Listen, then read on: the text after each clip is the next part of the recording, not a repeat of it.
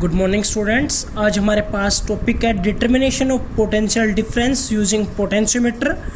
तो आपको सबसे पहले ये पता होना चाहिए कि पोटेंशियोमीटर होता क्या है। पोटेंशियोमीटर एक अरेंजमेंट है सर्किट का, इस तरह से बना हुआ होगा, इस तरह से हम इसका यूज़ कर सकते हैं। क्यों यूज़ किया जाता है? दूसरा क्वेश्चन ये आता है पोटेंशियल डिफरेंस मेजर करने के लिए हम वोल्टमीटर का भी यूज़ कर सकते हैं। फिर पोटेंशियोमीटर का यूज़ हम क्यों करते हैं? क्योंकि जो पोटेंशियोमीटर है वो हमारे पास मोर एक्यूरेट वैल्यू बताता है किन्हीं दो पॉइंट्स के बीच में जो पोटेंशियल ड्रॉप हो रहा है उनके बीच में। वोल्टमीटर हमारे पास मोर एक्यूरेट वैल्यू नहीं बताता, इसलिए हम पोटेंशियोमीटर का भी यूज करते हैं पोटेंशियल डिफरेंस मेजर करने के लिए। इस सर्किट को बनाने के लिए हमारे पास एक सेल, एक एमीटर, एक रेजिस्टेंस बॉक्स, की, मीटर स्केल और एक स्क्रू, दो स्क्रू के बीच में एक रेजिस्टेंस वायर 100 सेंटीमीटर लेंथ की ली हुई है। ठीक है, ए पॉइंट के साथ दूसरी हमने एक वायर नीचे ले जाके एक रेजिस्टेंस R1 और लिया हुआ है। उस रेजिस्टेंस R1 को हमने एक गैल्वेनोमीटर के साथ कनेक्टेड किया हुआ है। गैल्वेनोमीटर का दूसरा एंड जॉकी के साथ कनेक्टेड किया हुआ है। ठीक है, जो हमने नीचे रेजिस्टेंस R1 लिया है इसके अक्रॉस, इसके पैरेलल हमने एक दूसरी सेल जिसका EMF E1 ली है और उसको एक की के साथ अटैच्ड किया है। तो ये हमारे पास सर्किट डायग्राम होगा पोटेंशियोमीटर का। ठीक है, तो इसका यूज हम कैसे करेंगे?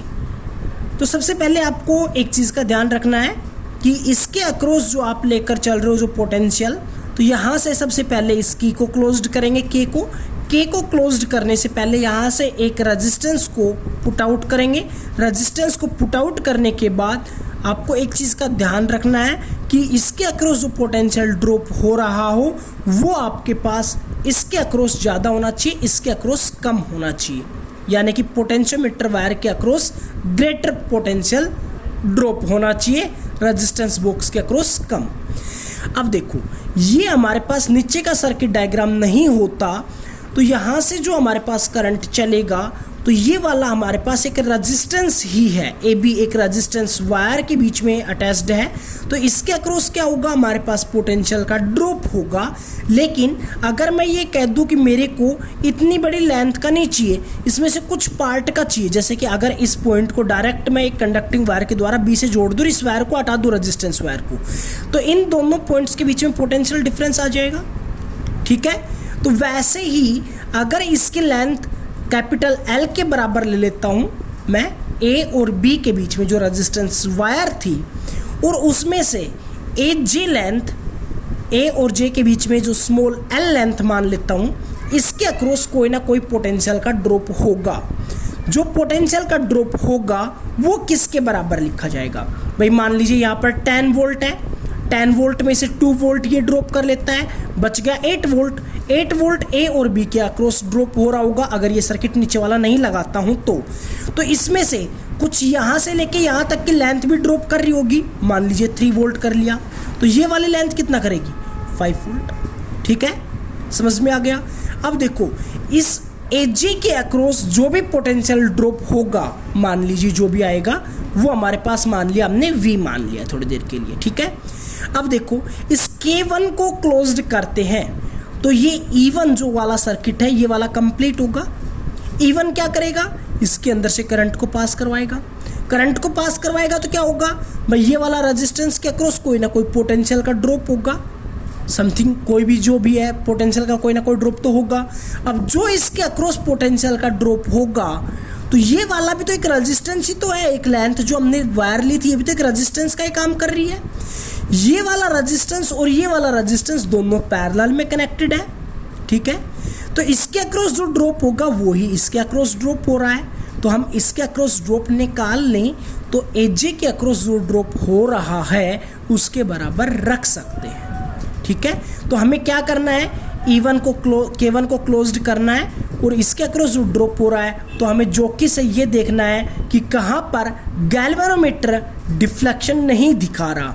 अगर ऐसी सिचुएशन होगी तो इन दोनों के अक्रॉस जो पोटेंशियल का जो ड्रॉप होगा वो भी क्या होगा? सेम होगा। ठीक है,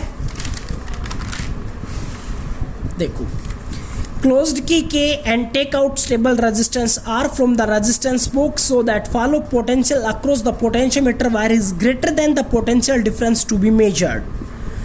Closed key K1 and current pass through R1, a potential drop is developed across the R1.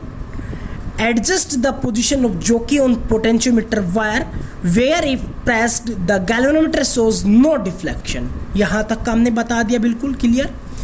Note the length of AJ of potentiometer wire, then potential difference across R1. R1 के across potential difference अगर मैं निकालना चाहता हूँ तो क्या लिखा जाएगा, V that is equals to K into L, जो लास्ट टॉपिक किया था उसके अंदर से.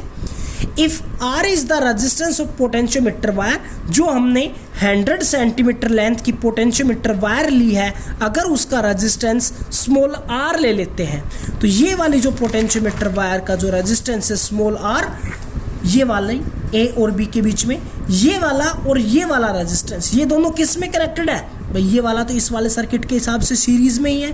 तो टोटल रेजिस्टेंस क्या हो गया, small r plus capital R. यहाँ तक क्लियर हो गया. अब देखो करंट जो इसके अंदर फ्लो हो रहा होगा I that is equals to V by R होता है, लेकिन हमने यहाँ पर जो सेल ली है इसका EMF क्या है, E, और जो टोटल रेजिस्टेंस अभी मैंने बताया वो क्या हो गया हमारे पास R प्लस R.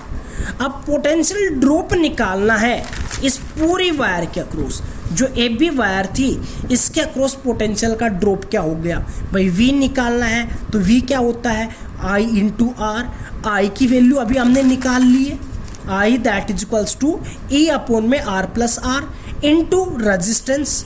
उसका रेजिस्टेंस क्या लिया था, AB लेंथ का हमने स्मॉल r, तो हमने इसके साथ प्रोडक्ट कर दिया. If L is the length of wire AB wire जो हमने ली थी, जिसको हम एग्जाम्पल के तौर के ऊपर 100 सेंटीमीटर मान रहे हैं, अगर उसकी लेंथ L है देन पोटेंशियल ग्रेडियंट यानी कि K की वैल्यू क्या होती है, K that is equals to V by L. V की वैल्यू हमारे पास ये आ गई, मैं यहाँ पर नोट डाउन कर देता हूँ. V की वैल्यू क्या आ गई, E divided by R plus R into small r. तो अगर हम इसको V लिख रहे हैं तो V बाई कैपिटल L होना चाहिए. तो ये वाली वैल्यू तो किसकी हो गई, V की, और ये वाली वैल्यू किसकी हो गई, कैपिटल L की. हमारे पास K आ गया. अब हमें AG जो लेंथ थी उसका पोटेंशियल डिफरेंस चाहिए, तो उसका जो ये वाली लेंथ थी इसका पोटेंशियल डिफरेंस चाहिए. तो हम क्या लिख सकते हैं, V that is equals to K into L. K की वैल्यू पूरी लेंथ के लिए सेम होगी, तो जो हमने ऊपर निकाल ली है वो वाली वैल्यू पुट आउट की, इनटू जितनी AG की लेंथ है उसके साथ प्रोडक्ट करवा दिया. Thank you.